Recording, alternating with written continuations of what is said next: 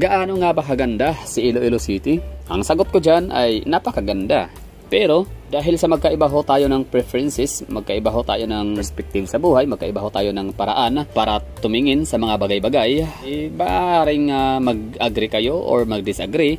Kung para sa akin ay napakaganda, baka sa inyo ay maganda lang, or maaaring hindi talaga maganda, or baka talagang kayo agree din sa akin na nga, no, napakaganda nga ng Iloilo City. So ngayon, papaalam ko ho sa inyo na meron ho akong pina-follow or parang member ho ako ng isang Facebook groups na kung saan ang community ay meron siyang international, no?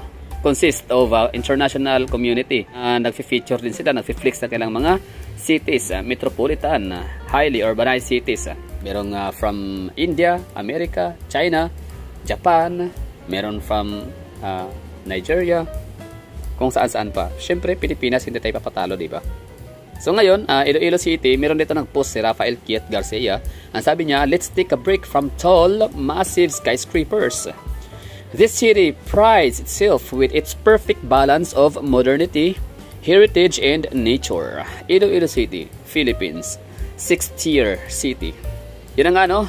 Tama nga naman, ang sabi nga niya na bakit niya sinabi na let's take a break from tall, massive skyscrapers. Kasi, as I've said, itong world cityscapes, more on mga skyscrapers talaga ang feature ho dito.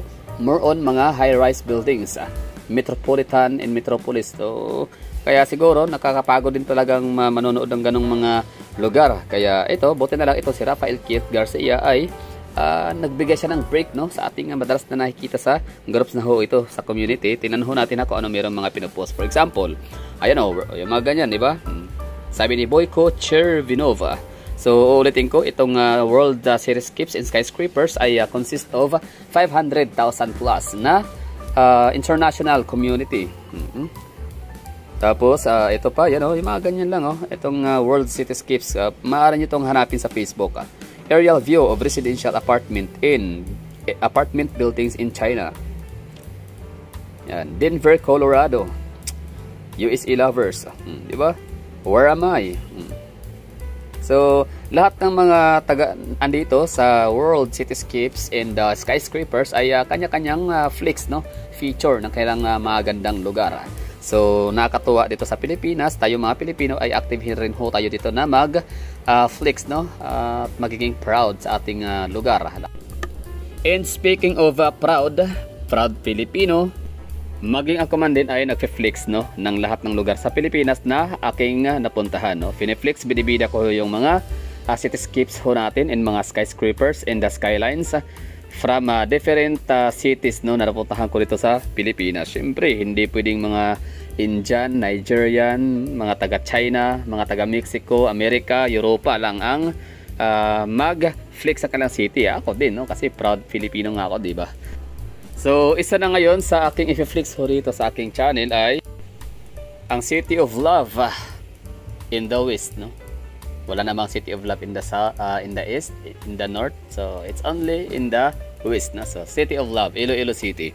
So, ang sagot ho doon sa katanungan ho natin kanina nung simula sa video ay kung gaano nga ba kaganda ang Iloilo City. So, ang aking sagot ay napakaganda.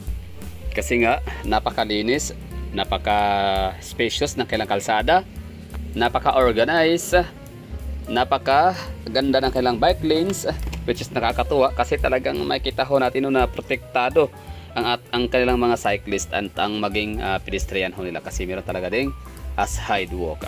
Napakaganda ng Iloilo City kasi dito mo may experience ang dalawang uri ng pamumuhay, no? So, kung gusto mo ng buhay probinsya, Iloilo City is the best, no?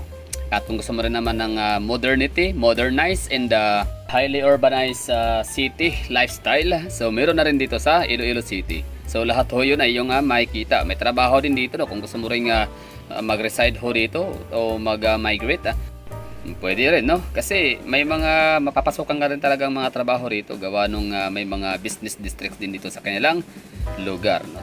Ibig sabihin, welcome ang mga young professionals dito sa Iloilo City para magkaroon ng stepping stone, panimula, or pwedeng gawing training field, no, sa kanilang magiging corporate careers. Yun na nga, no, Iloilo City is hindi lang siya talaga view ang ating makikita rin dito. Talagang yun na nga, peaceful, peace and order, cleanliness is next to godliness, orderliness. Wala kang masyadong makikitang mga obstruction sa lugar. Wala kang makikitang mga bangki-bangkita kung saan-saan, mga sidewalk vendors. Wala kang masyadong mga makikitang mga traffic violators. Wala kang masyadong makikitang mga jaywalkers. Kasi nga lahat nga ay organized ho sila, no. Kumbaga pag bisikleta ka, meron ka talagang allotted lane, no, or meron ka talagang bicycle lane para sa mga cyclist, and sa mga pedestrian naman ay meron ho talaga silang sidewalks. And when it comes to peaceful or peace and order, hindi ko pa alam ang status, no? So paki-comment nga dyan mga Ilonggos. So ano nga bang status ng inyong syudad? Kumusta yung crime rates, no? Kung mataas ba, mababa ba? Kasi pagkakaram ko, ang Davao City parang ang siyang pinaka lowest crime rates. Pero ngayon medyo pataas na, no? Pakyat na ang crime rates sa Davao. Nakakalungkot iisipin. Okay, going back to Iloilo. Ayun na nga, bali Iloilo is more than just a city view, no, or province view, kundi yun nga din, no, isa rin talaga sa masasabi nating maganda siya dahil sa kanyang kaayusan, orderliness, cleanliness, peacefulness, at saka presko ang hangin, syempre, no, walang pollution sa lugar. Congratulations. Tapos hinirang din pala sila, no, ng UNESCO City of Gastronomy. Sa mga nagsasabi ho na ang Iloilo City ay naging maganda lang siya dahil sa Mandurriao District, dahil sa Mega World, na kumbaga kung tatanggalin ang Mega World ay hindi siya maganda o saan siya pupulutin.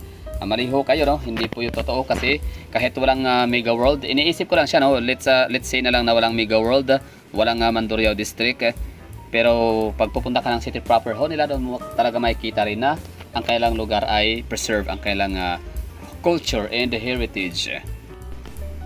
Balikan nga pala yun natin yung kanilang UNESCO City of Gastronomy. Ibig sabihin ho nun, masasarap ang kailang pagkain, no? Maganda ang kailang presentation, food presentation, and masarap ang lasa, no? So, galing. Arts. Kumbaga ang pagkakaintindi ko doon is what you see is what you get. Hindi. Ibig ko sabihin doon kung kumbaga ano yung nakikita mo, kung gaano kaganda nila preserve, gaano haganda present or decorate or parang plating or yung food presentation is ganun din kasarap, no, ang iyong mararamdaman na satisfaction kapag kayong pagkain na yun ay mapupunta na sa iyong tiyan. So yun ang yun ang aking pagkakaintindi, no, sa UNESCO UNESCO City of Gastronomy ni Iloilo City. Idadagdag ko rin pala yung kanilang pasok na sila ngayon, no, sa most search or top search. Iloilo City pasok sa top 5 ng most searched travel destinations for 2024. Ayun, no? Top 4, no? Sa top 5. Pang-apat sila sa most searched travel destination dito sa Pilipinas. So gusto nyo bang malaman kung sino ang nangunguna at ang pang-5? Or sabihin na natin, no, yung top 5, no? Kung sino-sino yung 5 most searched destination ho dito sa Pilipinas. Top 5 2024. Iloilo City pasok sa top 5 ng most searched travel destinations for 2024. Naglabas ng listahan ng list of 2024 local destinations na most searched ng mga travelers ang travel booking platform na Agoda na tinawag na 2024's Top 5 Philippines New Horizons. Nanguna sa listahan ng province of Bohol na may 72% search increase kumpara last year. Pumapangalawa ang Surigao del Norte's Siargao Island na may 32% increase sa mga searches na na-recognize din bilang Times World Greatest Places noong 2021 at Condé Nast Best Islands in Asia noong October 2023. Pumapangatlo ang Durian Capital Davao City with 23% na pagtaas ng searches. At nasa pang-apat ang City of Love, My City, Iloilo City. At sa pang-lima ay ang Cagayan de Oro City. With the recent recognition of Iloilo City as UNESCO City of Gastronomy, mas na-curious sa mga turista kung masarap ba ang pagkain naming mga Ilonggo at nahikayat na pumunta dito not just to see and experience Iloilo but also to try our delicious food nga sampat kag namit gid. Iloilo is more than just Iloilo City. Gaya ng paglangoy sa magagandang beach at island hopping experience sa Northern Iloilo, heritage visits at kainan experience naman sa Southern Iloilo, gayon din ang pag hiking sa Mount Napulak o mag-harvest ng mga fresh vegetables sa Bucari. Iloilo has so much to discover beyond the city limits. Kaya, ano pa hinihintay mo? Come, visit, explore, and enjoy Iloilo. Dahil nadiyak kay malagaw ta. For now, yun lang muna. The Nerve. So there you go, no? So napakaganda talaga ang sadya ni Iloilo City. So congratulations, no? Ilonggo Nation sa Ilonggo people. So ako man ay hindi Ilonggo, so isa po ako sa naging masaya and proud as a Filipino na yun na nga, meron ho tayong isang syudad dito sa Pilipinas na kinilala, no, ng UNESCO as City of Gastronomy. Ayos yun. So ang daming mapupuntahan sa Iloilo City. Kung kayo na naman ay gustong mamasyal ho rito sa Iloilo City, napaka warm welcoming ng mga Ilonggo. Napaka generous nila, no, when it comes to help ba, no? Talagang tutulungan ka nila kapag tingin nila ay dayo ka lang at nawawala ka. Nagtatanong ka, so saan ba yung mga magagandang lugar na pupuntahan, or saan yung mga pantalan, saan yung mga pier, saan yung sakayan, mga ganito ganyan. Ang dami nilang willing talaga silang tumulong, no? Talagang sasamahan ka pa. Experience ko yun first hand. So thank you for watching and bye bye.